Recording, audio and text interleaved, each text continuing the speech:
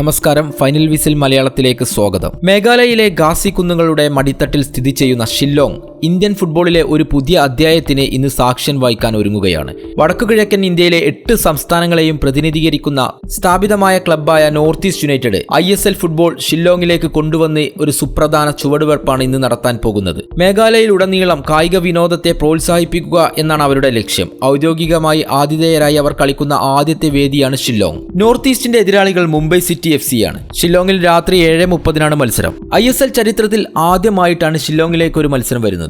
കഴിഞ്ഞ 8 മത്സരത്തിൽ തോൽവി അറിയാതെ മുന്നേറുന്ന നോർത്ത് ഈസ്റ്റ് 4ാം സ്ഥാനത്താണ്. 19 ഗോളുകളുമായി ഒരു സീസണിൽ ഏറ്റവും കൂടുതൽ ഗോൾ നേടുന്ന താരത്തിലേക്ക് മാറാനുള്ള തയ്യാറെടുപ്പിലുള്ള അലാഡിൻ അജാരിയയുടെ കരുത്തിലാണ് അവരുടെ മുന്നേറ്റം. കൂടാതെ മലയാളി താരമായ ജിതിൻ MS കൂടി ചേരുന്നതോടെ ടീമിന്റെ കരുത്ത്. നിലവിൽ 6ാം സ്ഥാനത്താണ് മുംബൈ സിറ്റി. എന്നാൽ അവർക്ക് പ്ലേ ഓഫ് ഉറപ്പിക്കാൻ ഇതുവരെ സാധിച്ചിട്ടില്ല.